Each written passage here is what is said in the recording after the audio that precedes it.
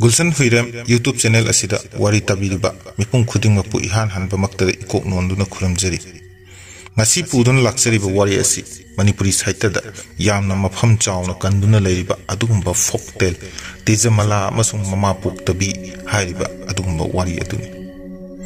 lawbirasi tejamala amasung mama poktabi mathai thaina ngaida tejamala kobi nupi macha amaga mapaga loinaduna leirami Tejamala si nong macaw khalaktuna laisabi pungkak pharami mapana macha nupi matomta yumda thanamlaga athapada chattuna paisa tanba khutpa sungamlamde leikaigi misingna Tejamala gi mapada nupi ama thinanaba yamna kanna hairami nongmadi Tejamala gi mapa aduna nupi ama puduna laklammi aduga nupi atombi aduda macha nupi buluna chana taunanaba hairami nupi atombi adusu mahaki nipagi mamangdadi phaba saraduna macha buluna chan tausinarami mapa hek chathokhibaga mama atombina Tejamala bu thina ot nairami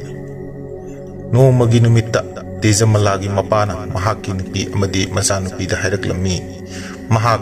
hayengdi athapa mafam amada matam kharagi oina paisa tanba chatluge aduna nakhoi phajana yumda leiramu hairami Nupi atombi aduna machindadi yamna afaba saduna machagi da mahak leibasidi haiduna mapuroiba bu thimjillami nongalaga Tejamala gi mapadu chatnaba thorang torami chalamdaida macha nupi Tejamala bu kausillaga mamaga phajana leiminaramu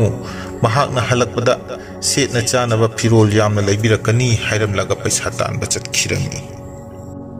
Mapana hek chatkraba matungdagidi Tejamala gi mama atombina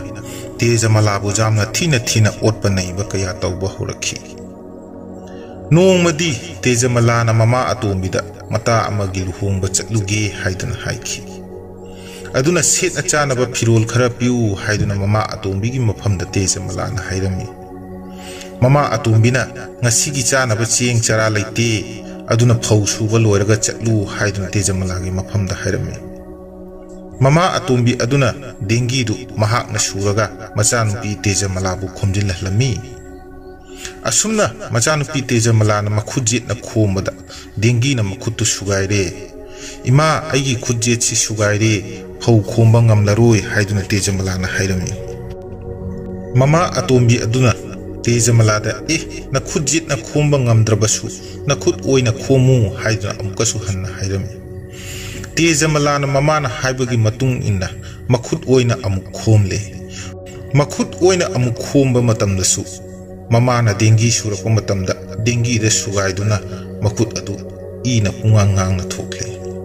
ima khut oi asisu dengi na sugaire aduna ihak phau khumjin mangamlaroi hairami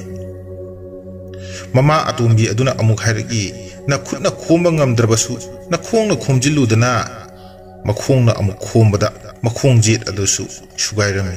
oina amuk khombadasu oi adusu sugairami Tejamala na mamada makhong animaksu sugaire aduna khomjinba amata ngamnaroi hairaklaba matamda makokna khomjillu haiduna mama atombi aduna hairami Tejamala na makokna tapna khomjinnaba honaba matamda makok adusu dengi na sugaiduna Tejamala adu sikhirami Mama atombina Tejamala gi asiba haksang adu sangoi machi amada phumjin khirami Tejamala na phumjin khiba mafam aduda khongdum pambi oina horaktuna mafam aduda phajana hauduna marik chumna palami nongmadi leikai gi ahal amana Tejamala gi mayumda koithorokpada khongdum phajana panbasi ubada amatang charuge haiduna Tejamala gi mama atombida hairami Tejamala gi mama na hekcha kho haibadagi hanubidu khongdrum hekba changlaklammi hanubi aduna khongdrum mado heke haiduna hek makhut thangalakpa matamda khongdrum maduna angakmani taibang mi gi khonjel hairaki ai Tejamala ni ima atombina hatpani aibu hekpi ganu asum haina lawraklammi khongdrum gi wasi tabada hanubi du kiduna hektana laklaga Tejamala gi mama atombida wahaising adu tamkhi ahal aduna kimanbadagi Tejamala gi mama atombida aiha khongdum ka amatta chajararoi khongdum ka amatta laujararoi haiduna hairamlaga chin khirami ahal aduna hek chatkibaga Tejamalagi mamana asawbugi mairina mai hauduna saklaklaga khongdum pambi adu phuktoklaga maningda langthokkhirami mama atombina langthokhiba mafam aduda nobab pambi ama oina hauduna jana phajana amukka panba hauruklami nongmadi sanjena ha amana nobab tu chaningduna Tejamalagi mama atombida nobab amatang hekchakhige haiduna hairami Tejamalagi mama atombina sanjena hada ngamjaba makai hektuna chaja kho haiduna hairami sanjena haduna nobab adu heke haiduna hek makhut thangalak matamda nobab pambi aduna amukka hairaklammi ai hak Tejamalani ima atombina hatpani aibu hekpiganu nobab na wanganglakpa aduda sanjena hadu kiduna nobab hekpa toklammi thokiba thodok punama Tejamalagi mamada sanjena haduna amuk laklaga tamlammi sanjena han satkhaba matungda mama atombina amuk khanna sauningladuna nobab pambidu phuktoklaga turela thadakhirami nobab pambina asum tauthaduna lakpada athinba mafam amada panduna lerami palliba mafam aduda lei pambi oina hauduna phajaba lei ama oina salami paisa tanba chatkhiba Tejamalagi mapasu lei phajana satliba turel aduda hi tongduna laklami khiduna asum holaktuna Tejamalana onduna haukhiba lei pambi adugi manak yawraklami Tejamalagi mapana lei pambi adu ubamaktada is lei asi onthokna phajakhreda aigi icha nupida chillabadi pakcharanida kharadum hikhige haiduna leigi manakta hidu honjilami Tejamalagi mapan leidu heke haiduna makhud hek tinthurokpa matam aduda lei aduna hairaklami ai hak Tejamalani ima atombina hatpani aibu hekpiganu leina wanganglakpa adu tabada Tejamalagi mapa adu pungakmaklami karino haibasibu khanduna lei aduga amuksu heke haiduna torokpa matamda handaksu leiduna hairaklami ai hak Tejamalani ima atombina hatpani aibu hekpiganu mapadu gyan tarak aduna macha nupi Tejamala soidana oigani haiduna khalami mapana hairagi ipagi ibema nangna aigi isa nupi Tejamala oirabadi nahak taibangmi onduna ipagi manakta amuktang lao sum haiduna mapa aduna kauduna kaplami